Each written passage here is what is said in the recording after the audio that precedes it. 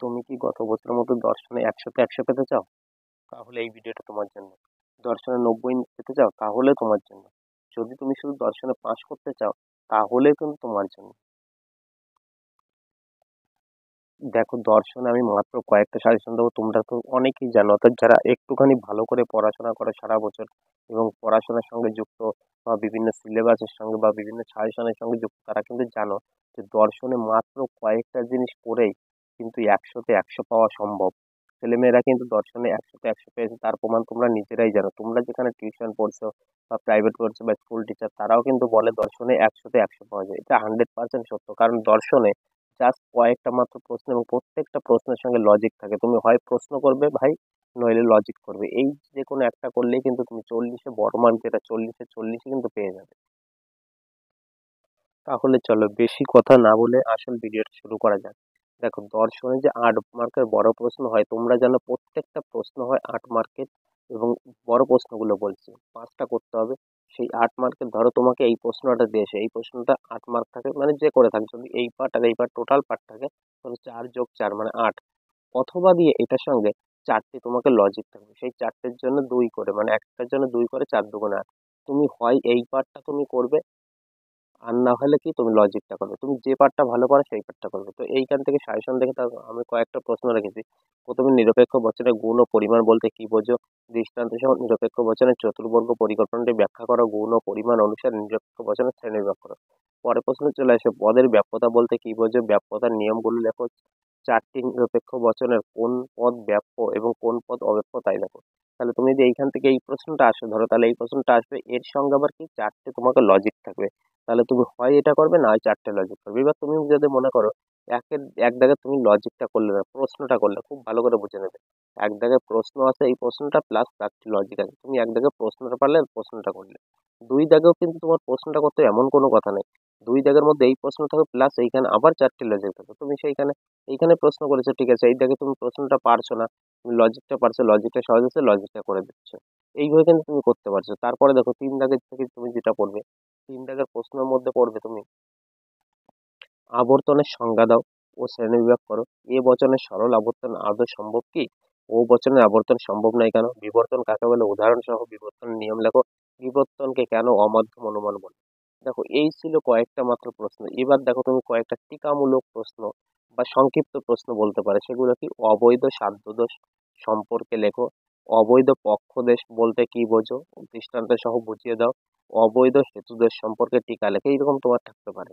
ঠিক এরপরে চলে আসবে নিরপেক্ষ ন্যায়ের সংস্থান বলতে কি বোঝো? উদাহরণ দাও। চতুষ্পদ ঘটিত দোষ বা চারিপদ ঘটিত দোষ সম্পর্কে আলোচনা করো এবং উভয় আশ্রয় বাক্যের নমর্থক জনিত দোষ লেখো। দেখো, এইগুলো কিন্তু তোমার টিকা আকারে থাকতে পারে। তারপরের প্রশ্ন দেখো, যেটা তোমাদের পরীক্ষায় থাকবেই থাকবে, একেবারে 100%। তোমরাও জানো, তোমাদের টিচাররা তো বলেই দিয়েছে, মিলের অন্যয় পদ্ধতি ব্যাখ্যা করো, যেটা সংজ্ঞা আকার দৃষ্টান্ত সুবিধা অসুবিধা। আর মিলের অন্যয় ব্যতিলিপি বা সংযুক্তি পদ্ধতি ব্যাখ্যা করো। দেখো, এই দুটোর মধ্যে তুমি একটা করতে পারবে, একটা থাকবে 100%। এবার তাহলে তুমি বলবে দুটো থাকবে, দুটোর মধ্যে একটা যখন করতে, আমি দুটো কেন করবো?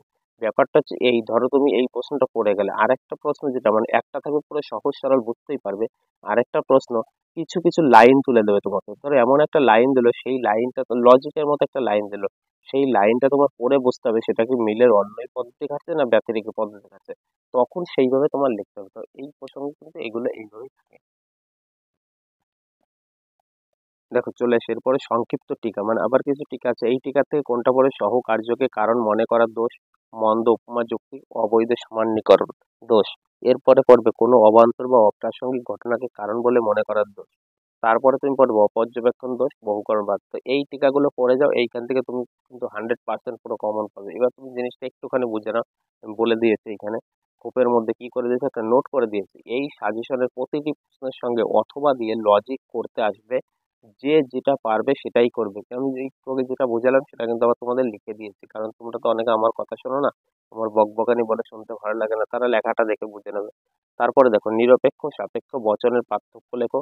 অথবা গুণ ও পরিমাণ নির্ণয়ের লজিক থাকবে, এটা থাকবে, এটা করতে পারো। আবার আবর্তন বিবর্তনের লজিক থাকবে, সেটাও করতে হবে তোমাকে। আবার বিবর্তনের আবর্তন লজিক, সেটাও করতে হবে। বৈধতা বিচারের লজিক, এই লজিক গুলো থাকবে। তো এই ছিল মাত্র অল্প একটুখানি এবং কয়েকটা মাত্র প্রশ্ন দর্শনের। যেটা ফুল সাজেশন পড়ে গেলে তুমি 100% কমন পেতে পারো। এবং দর্শনে বিগত বছর আমার ব্যাচ থেকেই কিন্তু 97% সব থেকে হাইস্ট উঠেছিল, তাও 3 জনা পেয়েছিল। আশা করি তোমরাও পেয়ে যাবে, কারণ আমাদের ব্যাচেও কিন্তু আমার প্রাইভেটের ব্যাচে এই ধরনের খাতায় সমস্ত নোট করে এই সাজেশন গুলো জেরক্স করে তাদের দিয়েছি। সুতরাং এই একই সাজেশন পড়ে তারা যদি 90 অ্যাবভ পায়, তাহলে তুমি কেন পাবে না ভাই? নিজে প্রশ্ন করো, নিজে নিজেকে জিজ্ঞেস করো, তাহলে তুমি বুঝতে পারবে। তো চলো, ভিডিওটা ভালো লাগলে সকলের মধ্যে শেয়ার করে দিও, লাইক করো আর কমেন্ট কিন্তু করে দিও। দেখো, এতদিন থেকে কিন্তু আমি সাবস্ক্রাইব করতে বলিনি, কিন্তু এখন যেহেতু তোমরা দেখতে পাচ্ছ মাধ্যমিকে কি হারে প্রশ্ন কঠিন, তা সত্ত্বেও আমার কি হারে কমন। আমার প্রশ্ন ধরে ধরে লাইন বাই লাইন মিলে গেছে। গত বছর উচ্চ মাধ্যমিক আমার লাইন বাই লাইন মিলে গেছে, এবারও কিন্তু তার ব্যতিক্রম হবে না। তো পরীক্ষার পরে কিন্তু আমি এই সাজেশনটা ধরেই তোমাদের পরীক্ষার প্রশ্নপত্র মিলিয়ে দেখাবো কতটা কমন পেলে, যেটা ইউটিউবে কোথাও দেখতে পারবে না। এতটা কনফিডেন্সের সঙ্গে বলছি। তাহলে তুমি বিচার করো আমার এই কমন যেটা কতটা মানে কত পার্সেন্ট কার্যকারী হবে। তুমি কিন্তু চ্যানেলটা সাবস্ক্রাইব করে রাখো এবার। চলো, বেস্ট অফ লাক।